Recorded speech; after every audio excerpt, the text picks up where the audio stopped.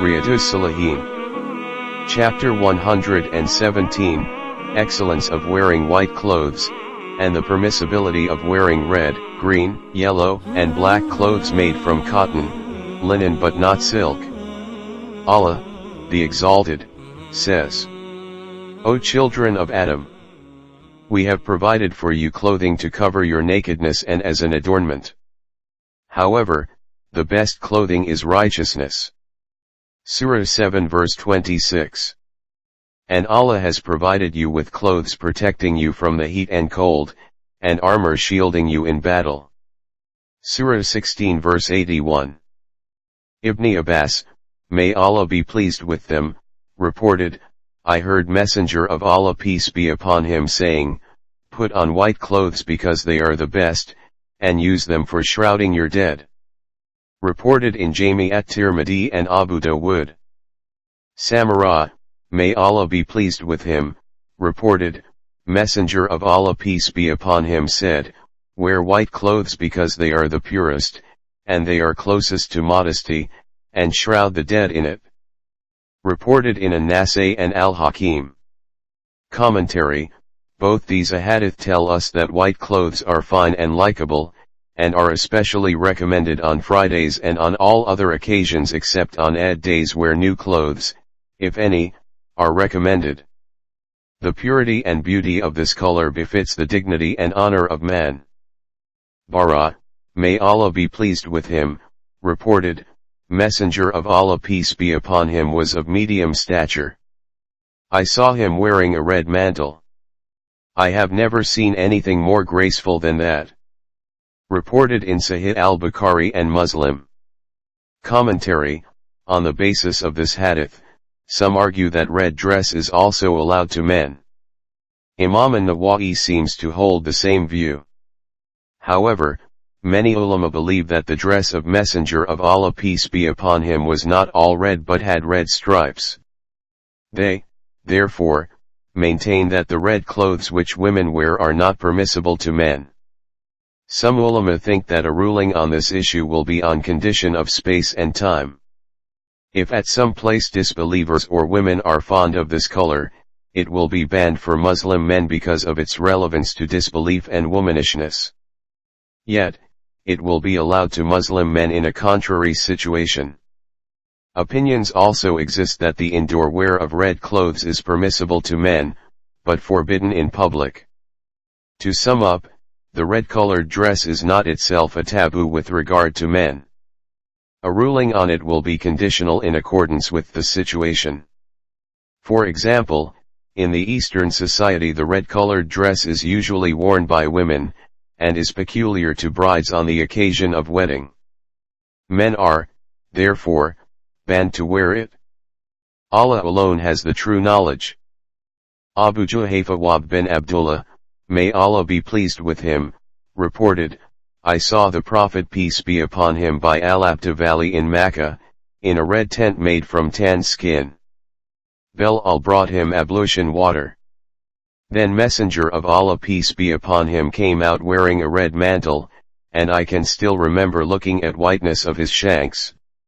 So he made his ablution, and Bilal, may Allah be pleased with him, pronounced the call for prayer, Adhan. I kept following the movement of his, Bilal's, face to the right and to the left when he recited, come to the prayer, come to the success. Then a spear was fixed, as a sutra, in front of Messenger of Allah peace be upon him who then stepped forward and led the prayer. Dogs and donkeys passed in front of him, beyond the spear, and no one prevented them from doing so.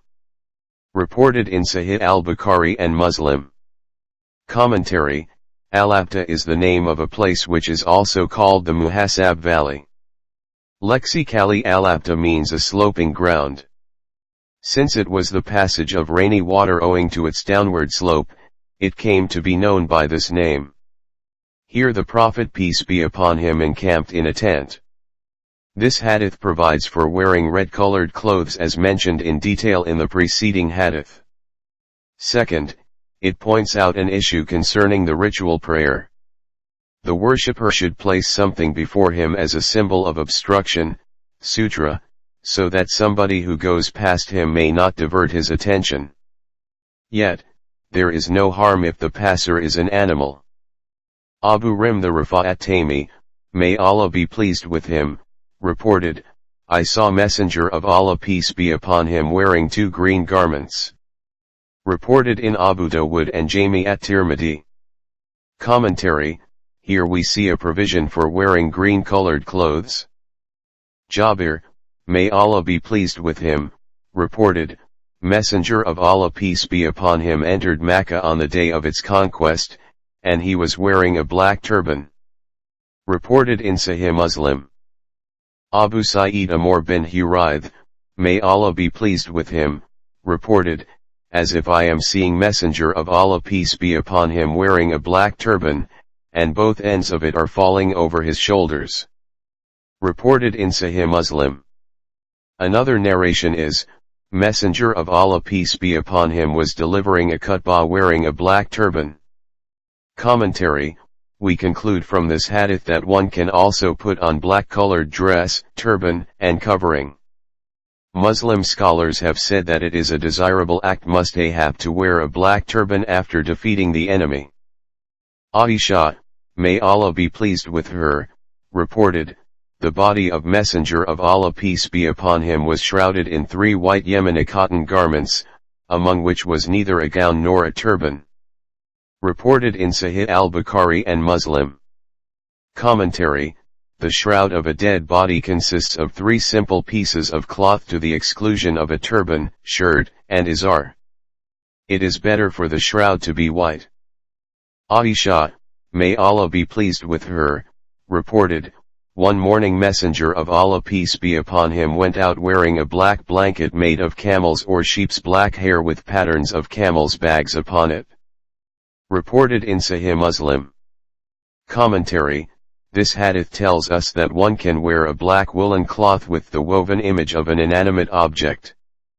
Al-Mughira bin Shu'bah, may Allah be pleased with him, reported, I was with Messenger of Allah peace be upon him in a journey one night, and he asked me, do you have any water with you? I said, yes. So he dismounted from his riding camel and walked away, to answer the call of nature, until he disappeared in the darkness. When he returned, I poured out some water from a vessel and he washed his face. He was wearing a long woolen cloak and could not take out his forearms from his sleeves, so he brought them out from below the cloak and then washed them, and then passed his wet hands over his head. I stretched out my hand to take off his cuff, leather socks, but he said, leave them.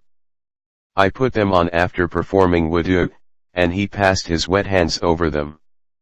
Reported in Sahih al-Bukhari and Muslim. Another narration is, Messenger of Allah peace be upon him was wearing a Syrian cloak with tight sleeves. Another narration is, this incident took place during the Battle of Tabuk.